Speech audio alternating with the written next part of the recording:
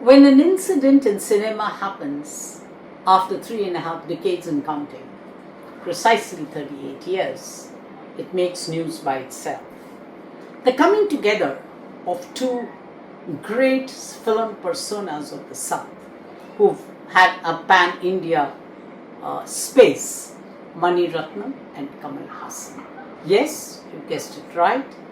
I'm doing a story on Thug Life, a huge disappointment.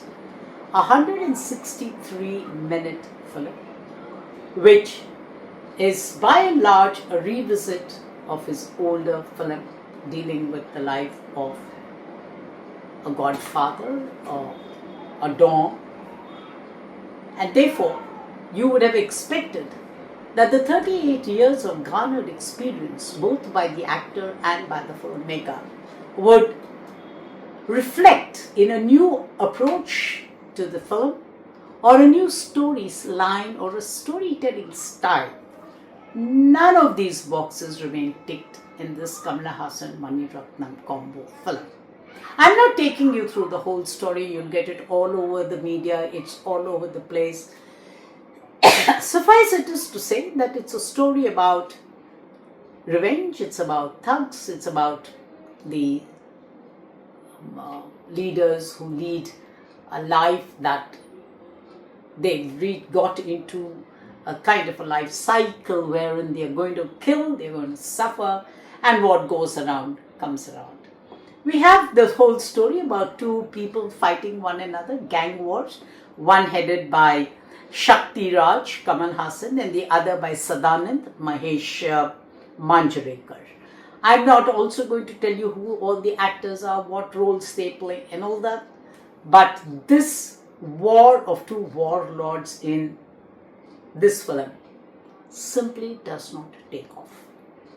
163 minutes. Ravichandran's cinematography is the one feature that I would unhesitatingly recommend if you are one who has an eye for detail. If Ravichandran behind the scenes with his cinematography is amazing, A.R. Rahman with his music is a huge letdown. You don't hum any of his songs as you walk out of the theatre, which in itself is no great compliment to the great famous music director. What goes wrong with Kamal Hassan's film? Thug Life is so monotonous. It's not only about violence. I know that Kamal has spoken about violence. He has spoken about the ideology, about coming a full circle, about how in India the child from its childhood is told to celebrate violence by saying when he falls down, hit the ground and say, that is what hurt you, so hit it. So this whole theory about violence being counterproductive and people learning of its negative uses and therefore shunning it, I think it's too far-fetched. It's fig leaf explanation for the kind of gory violence that you sit and watch. There is, for example, the scene when somebody's arms are amputated. I remember that a scene of this kind became a bone of contention in the 70s when Sholay was being made. What does it mean? Does it mean that today's censors are more liberal or that we have become less sensitive? I leave that for the audience to mull upon. A very important character in the film is Silambarsan. I think he's disappointing. I don't think it was a great choice. I don't think Mani Ratnam has worked on him.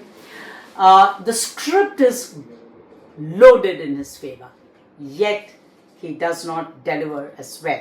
Even small characters like Abhirami as Jiva, Rajeshri Deshpande as Sada's sister, Aishwarya Lakshmi as Anna are all good enough. Trisha's character, woefully undersketched. You don't know where her placement is except in a last one or two scenes. She's just wandering in and out of the movie. Kamal Hassan, come on, Kamal, come on, Kamal. You are an institution. People follow you. People are going to vivisect your performance. And here comes a performance where you're so often over the top.